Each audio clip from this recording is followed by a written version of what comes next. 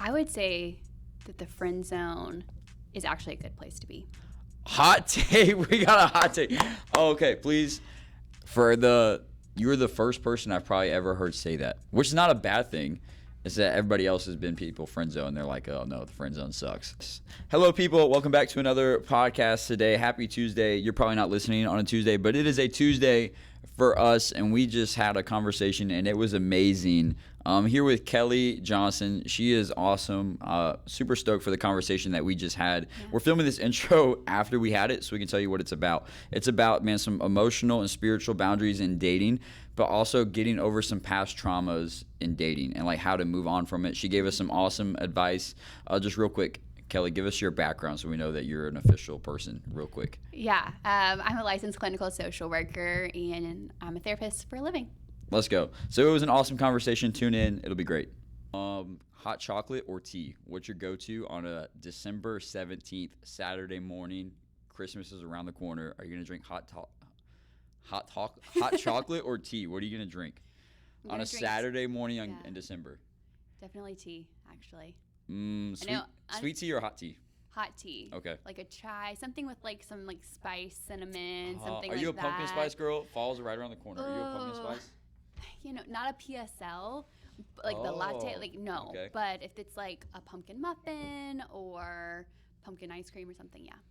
Fair enough. Well, Kelly, real quick, give us your background, like that you're certified. You're certified in a lot of beautiful things that I am not, which is half the reason why you're here, because you know a lot more than I do.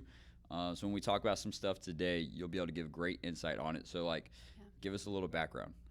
Yeah, so basically, I'm a licensed clinical social worker, which means that I can practice therapy, and that's what I do for a living. I have a private practice and see clients for anything from anxiety, depression, relationship issues, really anything. And then just on the personal level, I am a Christian. I go to church here, and I am married and in my 30s. Let's go. So we got a licensed therapist. Is that fair to say? Sure, yeah. On here today. So basically, I'm just getting a free therapy lesson, and you guys are going to listen in. So like I told her, if I start crying in like 10 minutes, we might just edit it out. But today we're talking about, and to set the tone, we talked about this last Monday. If you guys were with us 2 days ago, this past Monday, we kind of talked about relationships a little bit. This is going to dive in just a little bit deeper. Because I think when it comes to dating and relationships, boundaries are a very common thing. Like, oh man, we got to have boundaries, especially physical boundaries. They're the most common thing. Like, okay, we're not going to cross this line, or we're not going to do this or that. And physical boundaries are like a very common thing in dating. But I think something that's not really thought about but matters a lot are emotional and spiritual boundaries. So I'm going to throw that ball to you. Like, are emotional and spiritual boundaries even a thing when it comes to like a dating relationship or even marriage? Like, you're married, so is that a thing in marriage as well? Yeah, I would say it's definitely different dating versus marriage. So when it comes to boundaries in general, if we think about a relationship, we have physical, spiritual, emotional, financial, social. Like, those are some of the determinants of a relationship. And I almost like to think of them as a bar graph, like that they should move about the same level. So what I mean by that is, like, if physically you're holding hands or kissing each other, like, there's still a lot more levels that you can go up on the bar graph. So if you're not going all of those levels physically, then you shouldn't be going all those levels emotionally or spiritually. Yeah. So what I mean by that as well is just like, if you're not going to be naked with a person physically, you shouldn't be spiritually and emotionally naked with them either. Yeah. I think that you could be giving information. It's good to know kind of where the person you're talking to or dating is coming from emotionally, or what their spiritual background is, or some of their beliefs. But information is different than formation. So you shouldn't be, as a dating relationship, doing spiritual formation with one another, you know, like mentoring or discipling one another as a dating relationship. That is something reserved for a marriage relationship. Yeah. So how can those boundaries, in a practical level, from the emotional, spiritual boundary standpoint, how can they be crossed? Like, in a relationship, you got a guy, you got a girl, maybe they've been together for a month, a couple years, whatever it is, not married yet. How could those boundaries be crossed from an emotional standpoint? I think it is looking to that person to meet all of your emotional needs Mm-hmm. or to be in a role that they're just not supposed to be in. I think it's hard to define exactly what that looks like person to person. Everyone's different. Probably depends on what baggage you're carrying into it, how your family handled things. I think it's kind of a case-by-case scenario. But do you have an example of something that you'd be thinking of? I'm thinking like you got a guy and a girl, and that if they are in a relationship, they trust each other to some extent. They're going to each other to some extent because they're in a relationship together. Maybe like a traumatic life event happens, right? Either on the guy's side or the girl's side, a traumatic life event happens. They just got fired. They got hired. They want to celebrate. Maybe a family member passed away, like some type of traumatic life event happened. And now either the boyfriend or the girlfriend has a emotional void. I think those moments, it can get very easy to confide in their other person, like their other spouse, not spouse yet, their other dating partner, to confide for that emotional void because a traumatic life event happened and they trust that person. But within that specific, I guess you could say, event, like if something traumatic happens inside of a dating relationship, how far can that other person go? Like how far can the guy go for the girl go for the guy before it's like, man, I see this is very traumatic for you and it's a big thing. I want to care for you and I want to show compassion for you. But I also know this may hurt us in the long run. Yeah. I do think that can cause an emotional entanglement of, just feeling like you went and took a deep dive. When something like that happens, that you feel a lot more emotionally close depending on how that goes. So I think it's important to make sure that, let's say that you experienced the traumatic event and then the girl that you're seeing, I think it would be important for her to also say like, what guys are you connecting with? Like, are you talking to your family about this too? Like, it shouldn't be that person you're dating is the only person who's there for you during that time. It's okay for them to be one of your support network, but I think you get into trouble when it's like that's the only one. Yeah, that makes sense. That definitely makes sense. And now a lot of common things with dating that we're seeing right now, especially with young adults, is that they've been in some type of relationship and they were hurt. Whether physically, mentally, emotionally, spiritually, they were hurt by the other person. The girl was hurt by the guy was hurt by the girl. And then, a year goes by, they want to move past it. Maybe they're trying to see somebody else or start dating again, but they can't get past the hurt they experienced in the past for a future relationship. Any advice there on how, like, moving on from past hurts and relationships to at least have some type of hope moving forward with some optimism going forward? Yeah, so for that, I would say this is a very therapist answer. Yeah, we're ready for it. We're excited. This is cool. But it's really important to truly process everything that happened. Things just don't go away. What do you mean by process? Like, how do we process that?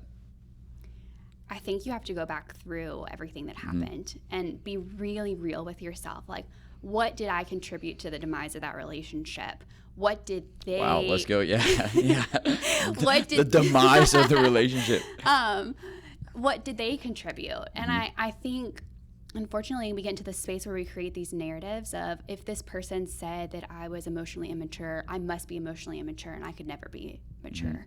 Or you hear those negative comments or whatever was said to you when you were broken up with, and you just carry those, and those become part of your story. And I think that's incorrect. Like, it could be, yes, maybe in that relationship you were emotionally immature because of the dynamic between the two of you that existed, but that doesn't mean that you're going to carry that into the next relationship. So I think fully processing your part and trying to be objective about another person's part.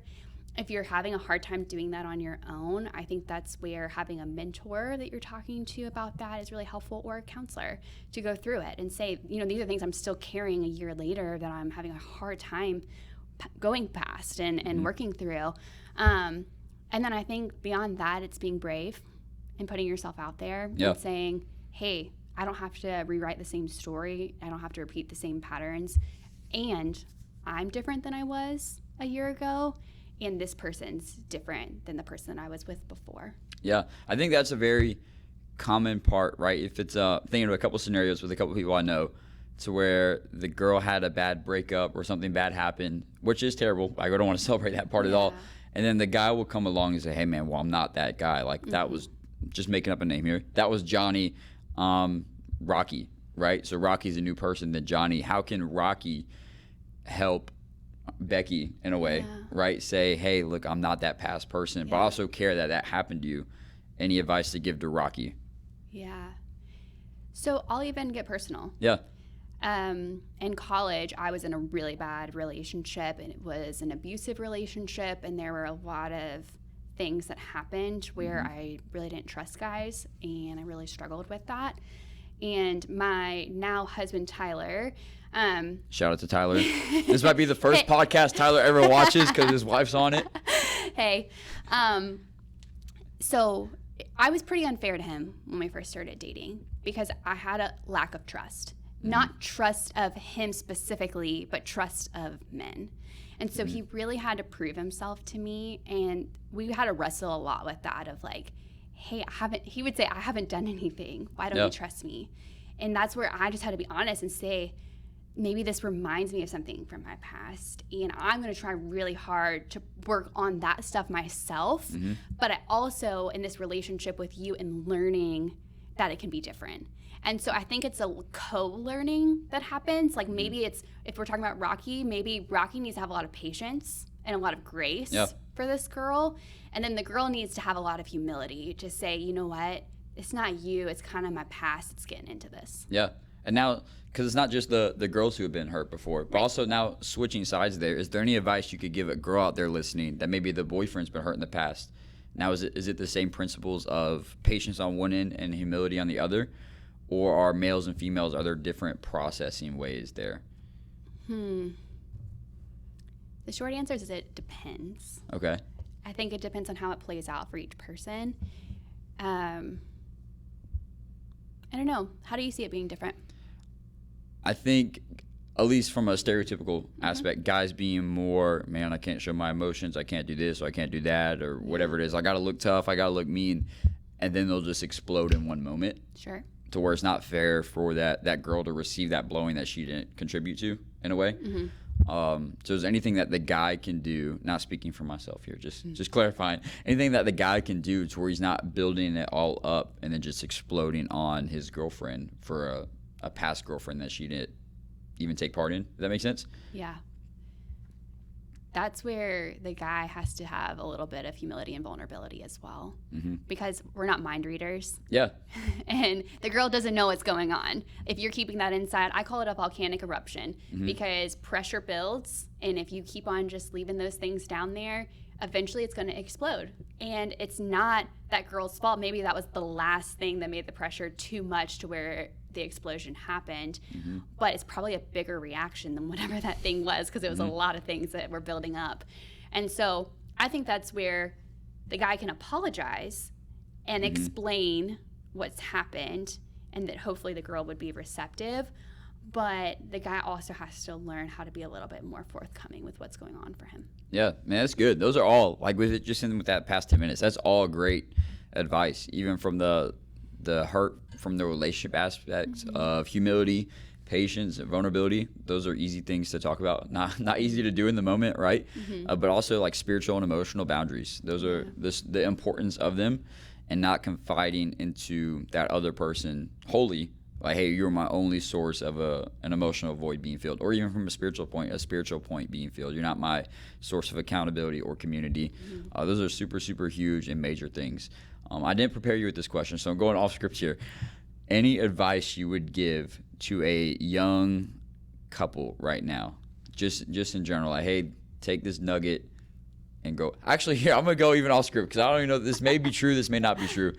Is the friend zone, I'm just asking purely out of curiosity, is there any type of mental, therapeutic, I don't know the correct word for it, behind the friend zone? And what I mean by that is like Sarah friend zones Rocky because Sarah is going through something right now, whether it's from a past hurt, life's busy, whatever it is, maybe she doesn't want to be vulnerable, whatever it is there any advice you can give to Rocky in the friend zone for Sarah? Like, is there like a therapeutic mental route, or is it like, bro, it's just the friend zone, you're thinking too deep?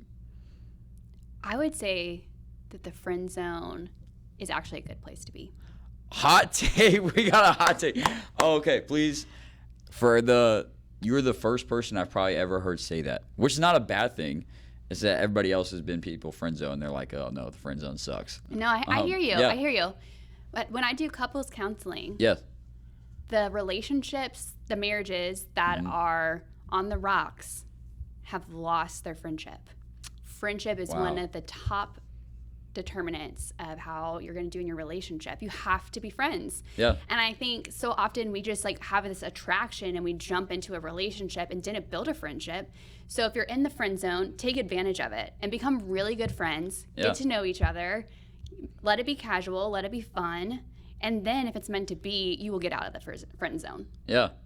Dude, that's awesome. That's good. It's a lot more hopeful aspect of the friend zone, right? Everybody views the friend zone as like, oh man, she's screwed. She's in the friend zone. She's never getting out, or he's never getting out. Just move on. And then they just throw away a friendship, right? Because like, oh, all my hope's gone, and we just throw away friendships. So that's a very optimistic and hopeful way to view it, right? The foundational friendship that's developed through relationships, and you can testify. You've seen a lot of relationships fail because a friendship was not established. Yeah. So if there's anybody out there in the friend zone listening, don't worry. Just be a friend.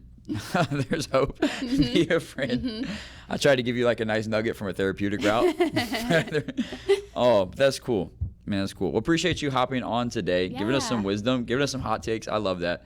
If anybody learned something from today, hopefully, man, be vulnerable if you need to, be honest, show some humility if you need to, communicate well if you need to. If you're in the friend zone, stay hopeful, be a friend. Yeah. Those are some awesome things. So really appreciate you being on today. Yeah, absolutely. Peace out.